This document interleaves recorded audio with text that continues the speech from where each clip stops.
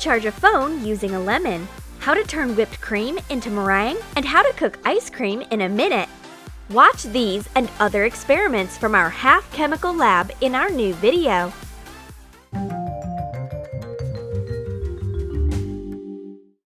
It's a tea break in our lab. Professor Yum Yum drinks tea with lemon, and lab assistant Melissa Googles the newest inventions in the field of unusual chemical experiments. The phone battery is low and the light starts flickering all of a sudden. They must be doing some experiments in a physics lab next door. How should I charge my phone now? A lemon! This is what we can draw energy from. Professor Yum Yum is ready to sacrifice her citrus for science. Cut lemons into 4 parts. Cut copper wire into a few little pieces and strip the insulation off the wire ends and wrap one end of each wire around a yellow zinc screw. Stick the wire pieces into slices of lemon to form a chain. Close the chain with 2 crocodile clips. Connect an LED. Once the chain is locked, the LED starts shining. Melissa prepares the simplest acid battery out of a regular lemon. Connect the LED. It works! Let's check if it will charge my phone. We will make a bigger chain. Connect a charger. Bingo! The phone's charging. Now I will definitely not be in trouble if I end up on a desert lemon island.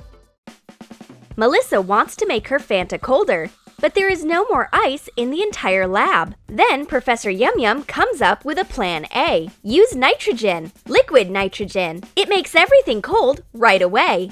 Put on thick rubber gloves to work with it. Liquid nitrogen is non-toxic and non-explosive, but it has a property to freeze any product. This is why you should keep in mind safety measures and never let it get onto your skin. Always work in thick rubber gloves. Pour Fanta into a bowl with liquid nitrogen. It freezes in a few seconds.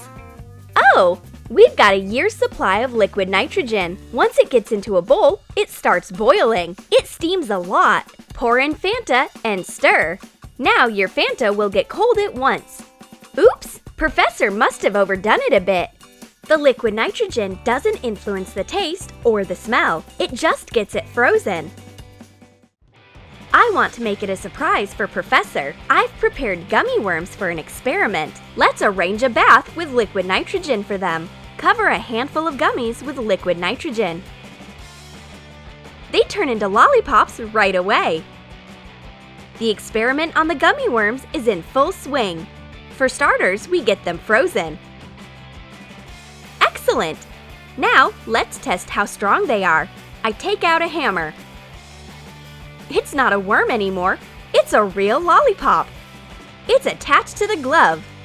Professor tries to bite it off. I should better eat it at once. Oops! Strange things could happen in our lab. Bananas turn into colored jelly while we are busy with our experiments. Make a cut on a banana lengthwise. Scoop out the flesh. Tape the cut and wrap it all over so that the peel is shaped like a regular fruit. Mix gelatin, banana juice, and food coloring. Put it into a microwave. Fill a syringe with the liquid jelly and fill the banana-shaped peel. Put the jelly banana into a fridge. Peel the fruit when it cools. Cut the jelly banana.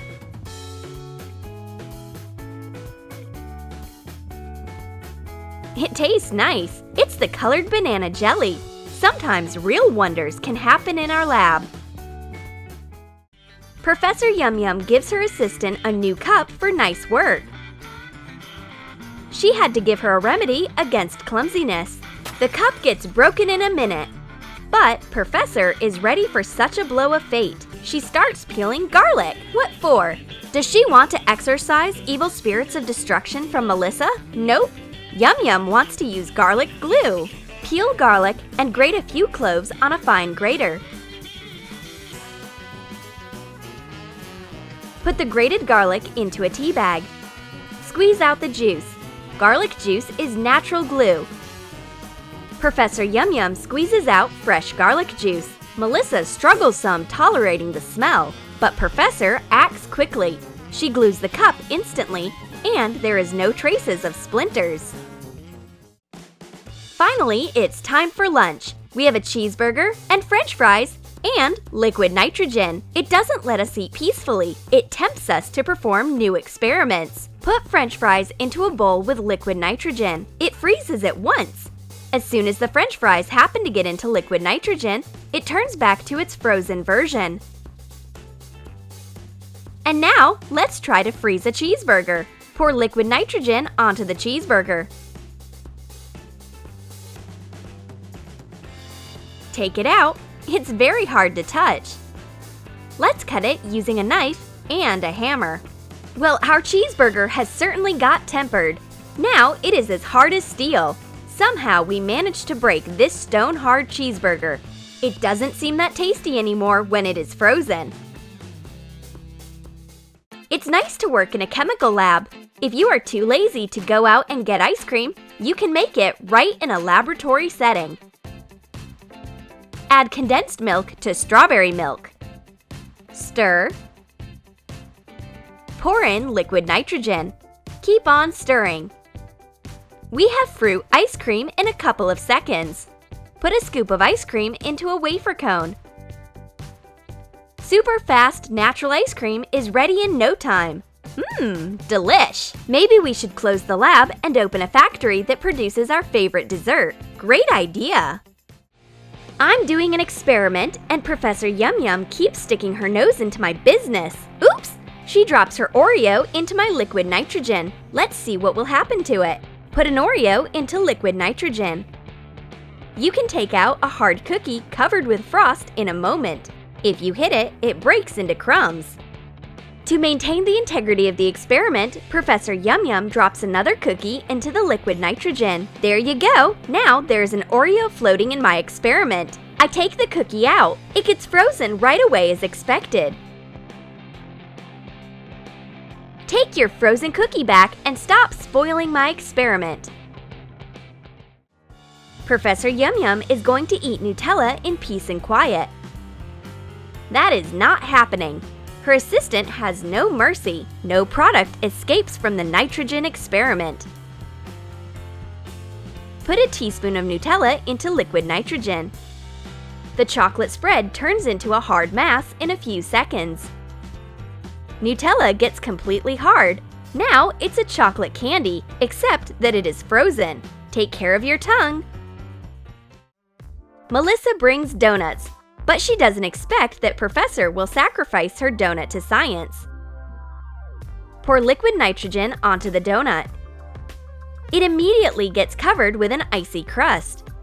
While Professor takes a close look at her donut, I enjoy eating my sweet and warm one, and Professor Yum Yum can't even break her experimental donut to see if the filling is frozen.